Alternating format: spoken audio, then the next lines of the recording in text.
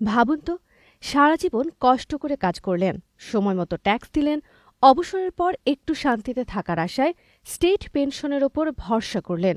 কিন্তু অবসরের পর হঠাৎ একদিন জানলেন আপনাকে সরকারের পক্ষ থেকে কম টাকা দেওয়া হচ্ছিল বছরের পর বছর ধরে। এই ঘটনায় ঘটেছে বা ঘটে আসছে যুক্তরাজ্যের হাজার হাজার পেনশনভোগীর সাথে। ব্রিটেনের department for work and pensions সম্প্রতি জানিয়েছে তারা একটি বড় ভুল ধরতে পেরেছে। এই ভুলের ফলে অনেকেই তাদের প্রাপ্য পেনশন ঠিকমতো পাননি, যার মোট পরিমাণ ৮০০ মিলিয়ন পাউন্ড। কারো কারো ক্ষতির পরিমাণ ১১,৭২৫ পাউন্ড পর্যন্ত। ডিডব্লিউপি জানিয়েছে এই ভুলগুলো কয়েকটি নির্দিষ্ট গোষ্ঠীর মানুষের ক্ষেত্রে হয়েছে। ২০২১ সালে তারা বিষয়টি খুঁজে পায় এবং দুটি সংশোধনী প্রক্রিয়া শুরু করে। চলুন দেখে নেওয়া যাক বিস্তারিতভাবে কারা সবচেয়ে বেশি ক্ষতিগ্রস্ত হয়েছে। প্রথম সংশোধনী প্রক্রিয়া শুরু হয়েছিল জানুয়ারি ২০২১ সালে। এই ধাপে মূলত ৩ ধরনের মানুষ সবচেয়ে বেশি ভুক্তভোগী হয়েছেন। ১. বিবাহিত নারী। অনেক নারী তাদের স্বামী অবসর নেওয়ার পরও নিজের পেনশনের কোনো পরিবর্তন পাননি, অথচ স্বামীর বেসিক স্টেট পেনশনের ৬০% পাওয়ার কথা ছিল। সেই পরিবর্তন সক্রিয়ভাবে হওয়ার কথা, কিন্তু তা হয়নি। এভাবেই বহু নারী বছরের পর বছর কম পেনশন পেয়ে এসেছেন। অনেকেই বিষয়টি জানতেই পারেননি। ২. বিধবা নারী। অনেক বিধবা নারীর পেনশন স্বামীর মৃত্যুর পর সঠিকভাবে পুনর্মূল্যায়ন হয়নি। নারীদের অধিকাংশই স্বামীর পেনশনের একটি অংশ পেতে পারতেন, কিন্তু সেটা তারা পাননি।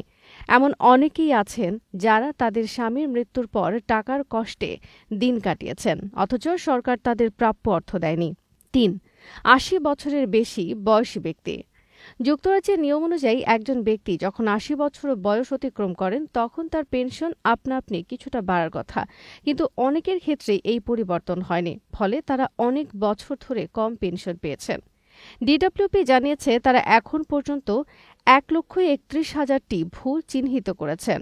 এর মধ্যে বিধবা নারী ৫০,২৬১ জন, বিবাহিত নারী ৪৭,০০৪ জন, ৮০ বছরের বেশি বয়সী ৩৩,৬৮৩ জন।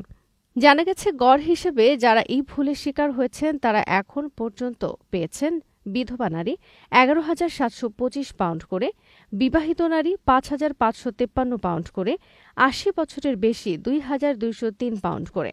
দ্বিতীয় সংশোধনী প্রক্রিয়া শুরু হয়েছিল জানুয়ারি ২০২৪ সাল থেকে।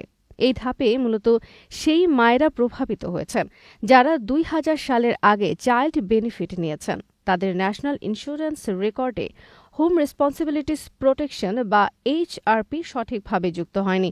এইচআরপি এর মাধ্যমে মূলত বাচ্চা লালন পালনের সময়ের জন্য পেনশন রেকর্ডে সুরক্ষা দেওয়া হয়, যাতে পরে পেনশন কম না হয়। কিন্তু অনেক নারীর রেকর্ডে এটি ছিল না, যার ফলে এখন তারা ঠিকমতো পেনশন পাচ্ছেন না।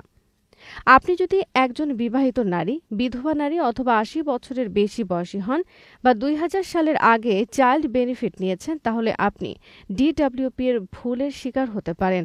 আপনার পেনশন রেকর্ড এখনই চেক করুন। আপনি হয়তো জানতেও পারছেন না যে সরকারের কাছে আপনার হাজার হাজার পাউন্ড পাওনা রয়ে গেছে।